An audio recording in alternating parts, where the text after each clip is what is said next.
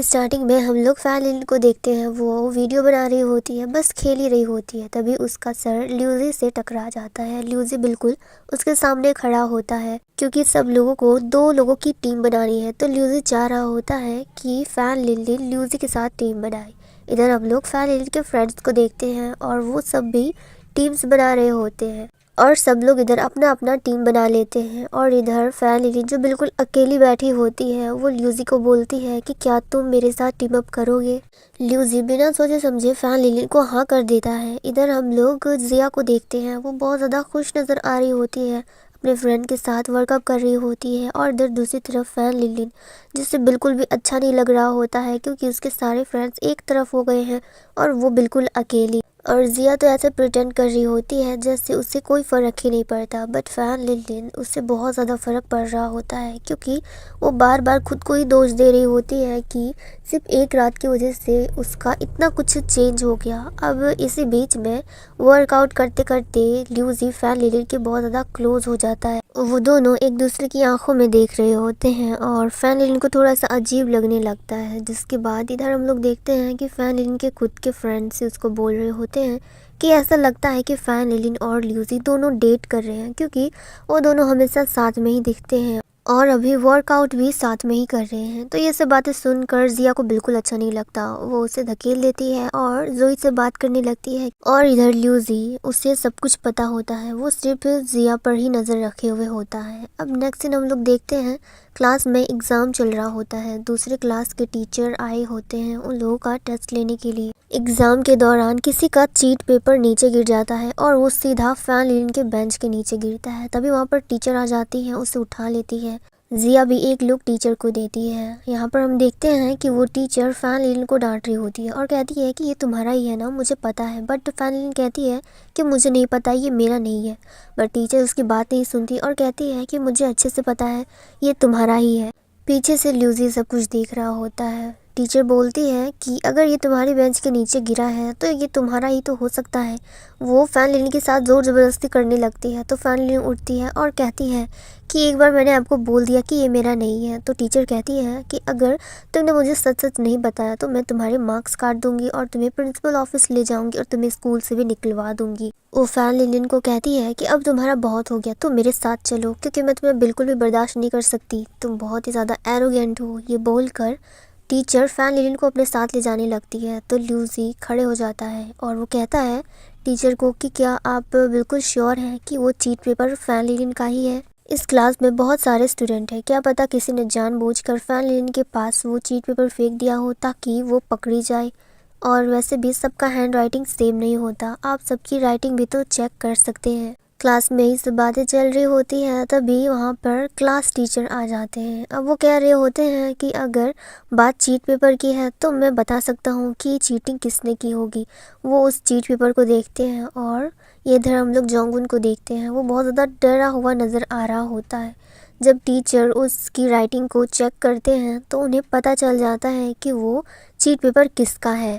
ल्यूजी को कहीं ना कहीं पता होता है कि वो चीट पेपर किसका है। जिसके बाद टीचर जाओ जाओ और जोंगुन को उठाकर ले जाते हैं। अब नेक्स्ट सीन पर हम लोग देखते हैं फैन लिलिन ल्यूजी के पास आती है और कहती है कि 100 मार्क्स मिलना तो बहुत ज़्यादा मुश्किल है, मुझसे ये सब पढ़ाई और नहीं हो पाएगा। ये बोलकर वो जाने लगती है तो ल्यूजी उसे रोकता है और कहता है कि टीचर ने सही कहा था, तुम बहुत ज़्यादा एरोगेंट हो, जब तक तुम मेहनत नहीं करोगी तब तक तुम्हें पता कैसे चलेगा कि तुम्हें कितने मार्क्स मिलेंगे। तुम मेरे साथ चलो, हम दोनों साथ में मिलकर पढ़ाई करेंगे और अगर 100 में से 100 मार्क्स नहीं आएंगे तो उसमें कम से कम 70% तो आ ही जाएंगे। अब हम लोग नेक्स्ट सीन देखते हैं, फैन लिलिन के फादर बाहर होते हैं और वहाँ पर फैन लिलिन ने बहुत सारे नोट चिपकाए होते हैं अपने क्लास वर्क का।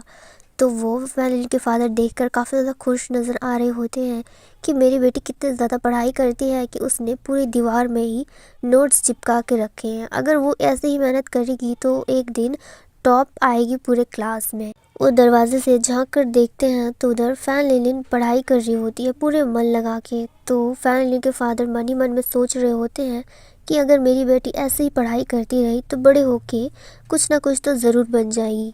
यही सब बातें सोचते सोचते फैन लिलिन के फादर दरवाजे को धीरे धीरे करके बंद कर देते हैं। अब नेक्स्ट सीन पर हम लोग देखते हैं कि फैन लिलिन के फादर अपने ऑफिस में होते हैं, वो काम कर रहे होते हैं।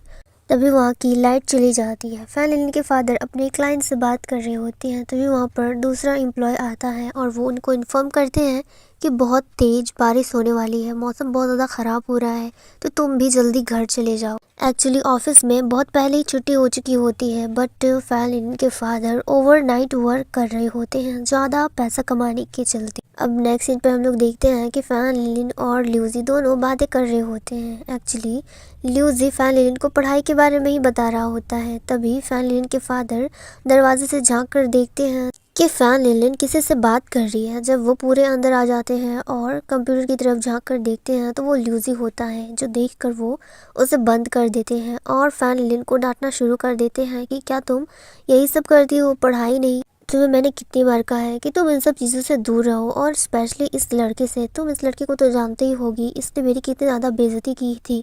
इसने मुझे एक गरीब समझकर इसने मुझे पैसे फेंक कर मारे थे। तुम आखिर इस लड़के से बात कैसे कर सकती हो? तुम अभी के अभी फैसला कर लो कि तुम्हें पढ़ाई करना है या फिर इस लड़के के साथ बात। तो फैन लिन कहती है कि मुझे अभी सिर्फ अकेले रहना है, क्योंकि अगर आप यहाँ पे रहोगे तो मैं पढ़ाई नहीं कर पाऊँगी। आप प्लीज़ यहाँ से चले जाओ। जिसके बाद फैन लिन के फादर वहाँ से चले जाते हैं। वो जाते जाते भी कह रहे होते हैं कि मुझे अच्छे से पता है कि तुम क्या करने वाली हो। फैन लिन को बहुत ज़्यादा गुस्सा आ रहा होता है, क्योंकि उसके फादर उस पर बिल्कुल भी ट्रस्ट नहीं करते हैं। अब वो फिर से कंप्यूटर ऑन करती है और वो ल्यूजी से बात करने लगती है, उससे पढ़ाई के बारे में पूछने लगती है। वो कहती है कि मेरे पापा आ गए थे और उन्होंने थोड़ा सा गलत समझ लिया था, वो ऐसे ही है, तुम उनकी बातों पर ध्यान मत दो। जिसके बाद वो लोग फिर से पढ़ाई करने लगते हैं। ल्यूजी उसको समझा रहा होता है कि तुम बस हिम्मत मत हारना, कोई भी चाहे कितना भी कुछ क्यों ना बोले, बट तुम्हें अपने कॉन्फिडेंस को बिल्कुल भी लूज़ नहीं करना है, क्योंकि मुझे पता है कि तुम अगर मेहनत करोगी तो तुम सबसे ज़्यादा मार्क्स ला सकती हो पूरे क्लास में। अब हमें नेक्स्ट डे का सीन दिखाया जाता है, जब टेस्ट पेपर का रिजल्ट आ चुका होता है। फैन लिन को A+ और B ग्रेड मिला होता है। वो बिल्कुल भी खुश नज़र नहीं आ रही होती है। इधर ल्यूजी फैन लिन से एक्सपेक्ट कर रहा होता है कि वो तो सब कुछ आगे बताएगी, बट वो कुछ नहीं बोलती और आगे चली जाती है। अब हमें नेक्स्ट डे का सीन दिखाया जाता है। फैन लिन अपने बेंच पर अकेली बैठी होती है और पीछे से ल्यूजी उसे देख रहा होता है। फैन लिन बहुत ज़्यादा सैड होती है, क्योंकि उसे 59% मार्क्स आए होते हैं और वो सोच रही होती है कि वो इससे अच्छा कर सकती थी, उसने और मेहनत क्यों नहीं की। तभी वहाँ पर ल्यूजी आता है। वो फैन लिन के मार्कशीट को देखता है और कहता है कि तुम्हें सैड होने की बिल्कुल भी ज़रूरत नहीं है, क्योंकि तुम्हें इतना बुरा मार्क्स भी नहीं आया है। जो सुनने के बाद फैन लिन कहती है कि हाँ, इतना बुरा नहीं आया है, लेकिन मैं इससे अच्छा भी तो कर सकती थी। मैं एक्सपेक्ट कर रही थी कि मुझे अच्छा मार्क्स मिलेगा, लेकिन ये तो बिल्कुल भी अच्छा नहीं है। तो ल्यूजी कहता है कि जब कोई कोशिश करता है तो उसे उसका फल ज़रूर मिलता है, जैसे कि तुम्हें। तभी वहाँ पर फैन लिन के टीचर आते हैं। वो फैन लिन से कह रहे होते हैं कि तुम्हें तो बहुत अच्छा मार्क्स मिला है, तो फिर तुम इतने ज़्यादा सैड क्यों हो?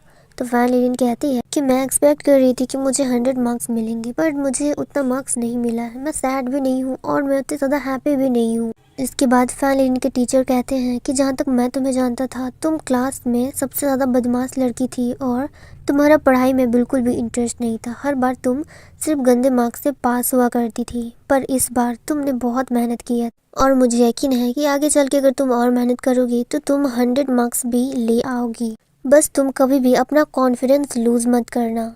जो सुनकर फैन लिन को बहुत ही ज़्यादा अच्छा लगता है कि टीचर ने उसकी इतनी ज़्यादा तारीफ़ की। टीचर ल्यूजी को एक लुक देते हैं और उन्हें पता होता है कि ल्यूजी की वजह से ये सब कुछ पॉसिबल हो पाया है। ल्यूजी भी स्माइल करता है और उसे अच्छा लग रहा होता है कि टीचर ने फाइनली फैन लिन की इतनी ज़्यादा तारीफ़ की। और इस मोमेंट पे हमारा ये सीन कट हो जाता है।